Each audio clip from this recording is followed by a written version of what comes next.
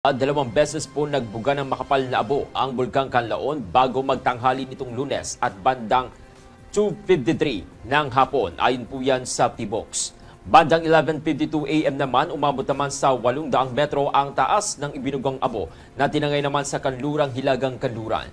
Kaya inaasahan po makakaranas ng ashfall ang La Carlota City, Bago City at mga kalapit na bayan.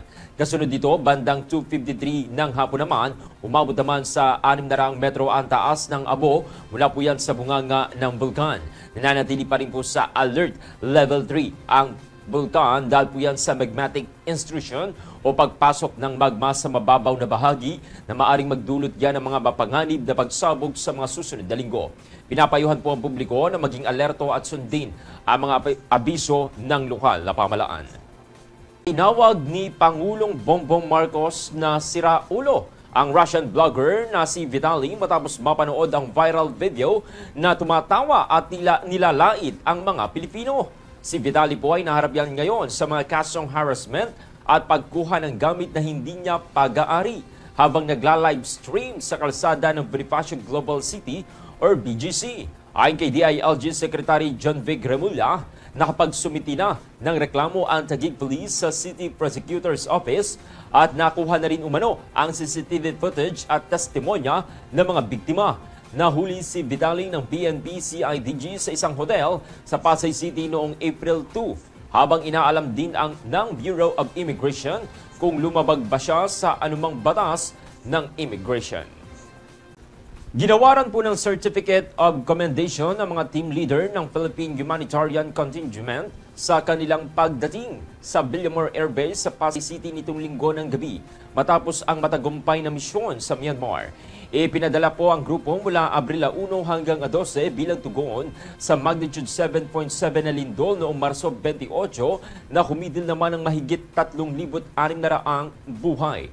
Ang PIHEC ay binubuo po yan ng 89 na personnel mula sa iba't ibang ahensya ng gobyerno at private partners na ipinadala sa Myanmar.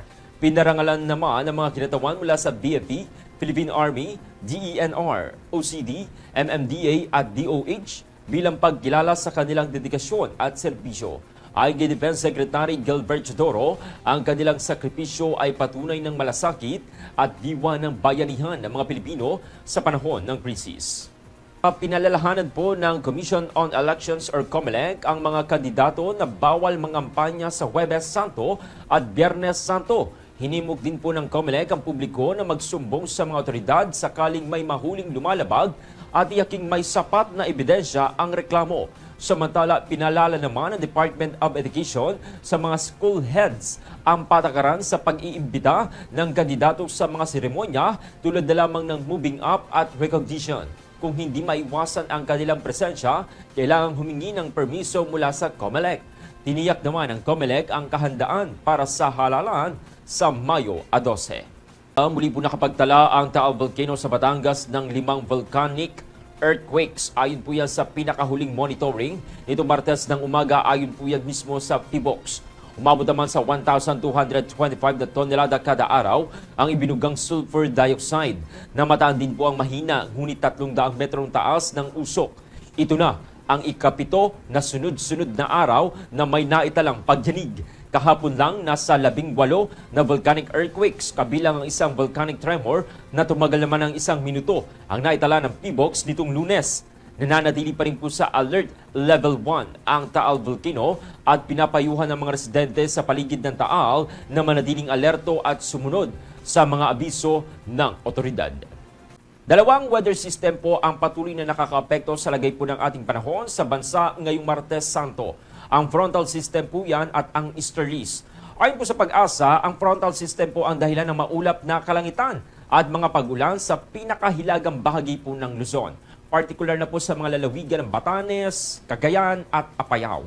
Babala po ng ahensya, maaaring magdulot ito ng mga pagbaha o pagguho ng lupa sa mga apektadong lugar. Samantala, dala naman po ng easterlies ang malinsangang panahon na may mga kasamang kalat-kalat na mga pag-ulan, pagkidlat at pagkulog dito sa parte po ng Zamboanga Peninsula, Sulu, Basilan at Tawi-Tawi. Maaaring makaranas naman po ng mga panakanakang mga pag-ulan ang parte po ng Metro Manila at iba pang bahagi ng bansa dahil po yan sa parehong system.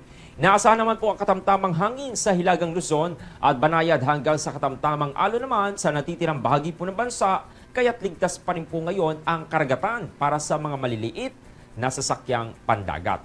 Sa kabila po ng nararanasang pag-ulan, wala naman pong inaasahang bagyong papasok o mabubuo sa loob ng Philippine Area of Responsibility o PAR sa mga susunod na araw. Pinapayuhan naman po ang publiko na maging handa at patuloy na subaybayan po ang mga update ng Pag-asa. Sa ating segment ngayong araw, pag-uusapan natin ang isang prutas na hindi lang pampalamig, kundi puno rin ng sustansya, ang melon. Alam niyo ba na ang melon o cantaloupe ay mayaman sa vitamin C, vitamin A at potassium?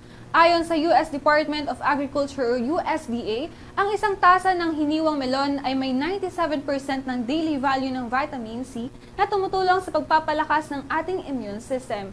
Bukod dyan, ang melon ay may beta-carotene na mahalaga para sa malusog na mata at makinis na balat. Ayon sa National Institute of Health o NIH, ang beta-carotene ay naiipon ng katawan at nagiging vitamin A na kailangan natin para sa malinaw na paningin.